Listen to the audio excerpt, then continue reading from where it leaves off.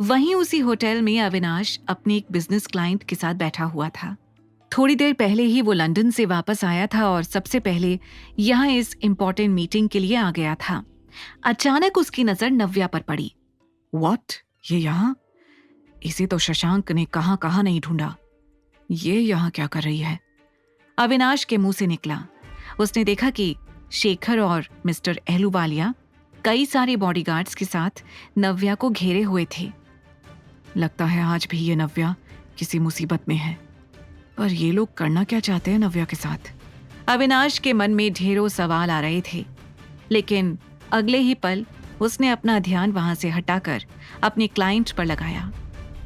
थोड़ी देर बाद उसने देखा कि सामने से एक वेटर आ रहा है।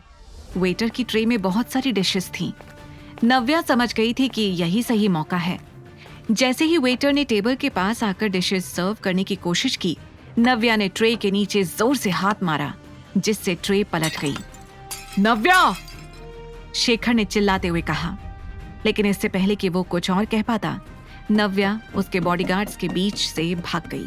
जैसे ही गार्ड्स ने उसके पीछे भागने की कोशिश की, सूप के ऊपर पैर पड़ते ही उन लोगों का पैर फिसल गया। Mister Sinha, what's going on? ये सब करने के लिए आपने मुझे यहाँ बुलाया है? मिस्टर अहलूवालिया ने गुस्से में चिल्लाते हुए कहा। काफी सारा खाना उसके ऊपर भी गिर गया था। सो सॉरी मिस्टर अहलूवालिया, मैं अभी नव्या को लेकर आता हूँ। शेखर ये कहकर नव्या के पीछे भागा। उधर नव्या अपनी सांसें थामे भागती जा रही थी। उसके पीछे कई गुंडे पड़े थे, लेकिन इस वक्त उसे सिर्फ और सिर्फ आरव के पास जाना था। एक्सक्यूज मी, यहाँ पीछे का दरवाजा कहाँ है? नव्या ने एक वेटर को रोककर पूछा।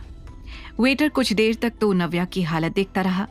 उसके पूरे सूट पर सूप गिरा हुआ था। जल्दी बताइए, बैक गेट कहाँ है? प्लीज जल्दी बताइए, नव्या ने हांफते हुए कहा। वेटर ने घबराकर जल्दी से नव्या को पीछे के दरवाजे का रास्ता बता दिया। नव्या ने पलटकर देखा और सीधा पीछे के दरवाजे की ओर भाग गई। बैक गेट से निकलते ही नव्या मेन रोड पर आ गई। पसीने से भीगी हुई नव्या हांफ रही थी। उसे बस जल्द से जल्द वहां से निकलना था। उसने जल्दी से हाथ आगे करके जाती हुई गाड़ियों को रोकना शुरू कर दिया। नव्या, रुक जाओ! पीछे से आवाज आई।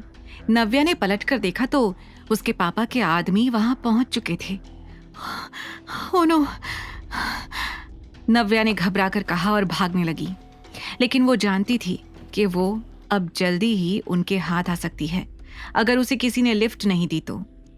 तभी अचानक एक गाड़ी नव्या के सामने आकर रुकी। नव्या को एक पल के लिए लगा कि शायद वो गाड़ी उसके पापा के आदमियों की है। वो घबराकर दूसरी दिशा में भागने ही वाली थी कि तभी कार का शीशा नीचे हुआ और अंदर से ड्राइवर ने कहा, जल्दी अंदर बैठो। ये सुनकर नव्या समझ गई कि वो कार उसकी हेल्प के लिए आई है। नव्या जैसे ही कार के अंदर बैठी, उसने देखा कि उसके बगल में अविनाश बैठा हुआ था। आप गाड़ी यहाँ साइड में रोक दीजिए, मैं उतर जाऊंगी। मैं आपको अब और परेशान नहीं करना चाहती। ये कहते वक्त नव्या ने डोर पर अपना हाथ रखा और तभी उसके हाथ में चोट देखकर अविनाश हैरान रह गया। उसने तुरंत नव्या का हाथ पकड़ा और कहा, ये चोट?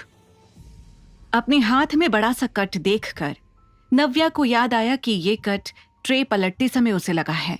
इससे पहले कि वो कुछ कहती, अविनाश ने सख्ती से कहा, ड्राइवर, हॉस्पिटल चलो जल्दी।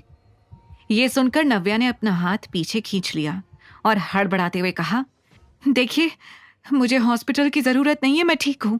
मामूली सी चोट है, आप बस मुझे यहाँ किनारे पर उतार दीजिए। लेकिन अविनाश ने उसकी बात पूरी तरह से इग्नोर करके कहा, ड्राइवर, जल्दी हॉस्पिटल चलो। अरे, आपको सुनाई नहीं दे रहा है क्या? मुझे नहीं जाना हॉस्पिटल, मुझे यहाँ उतारिए, मेरा यहाँ से जाना बहुत जरूरी है, नव्या ने इस बार घबरा कर कहा। ड्राइवर, सुना नहीं? जल्दी चलो हॉस्पिटल, अविनाश ने कहा। इस बार नव्या का गुस्सा और भी ज्यादा बढ़ गया था। आरव की फिक्र में कुछ देर के लिए वो भूल गई थी कि अविनाश ने उसे शेखर से बचाया है। मिस्टर आहूजा, आपको सुनाई नहीं दे रहा है क्या? मैं हॉस्पिटल नहीं जा सकती। इस वक्त मेरा होटल वापस जाना बहुत जरूरी है। मेरा बेटा आरव पिछले 2 दिनों से गायब है। मुझे उसी होटल में जाकर उसे ढूंढना है जहां वो रुका था। Please try to understand. Navya इस बार चिल्ला उठी, पर अविनाश अब उसे और नहीं सुनना चाहता था, इसलिए उसने नव्या के पास आकर उसके मुंह पर अपना हाथ रख दिया। तुम बहुत बोलती हो, थोड़ी देर चुप हो सकती हो? अविनाश ने कहा। यह देखकर नव्या हैरान थी। तभी गाड़ी एक हॉस्पिटल के सामने रुकी। आगे की कहानी जानने के लिए देखें अगला एपिसोड सिर्फ पॉकेट FM के YouTube चैनल पर, और द रिटर्न के सारे एपिसोड्स को सुनने के लिए डिस्क्रिप्शन में दी लिंक से डाउनलोड करें पॉकेट FM ऐप।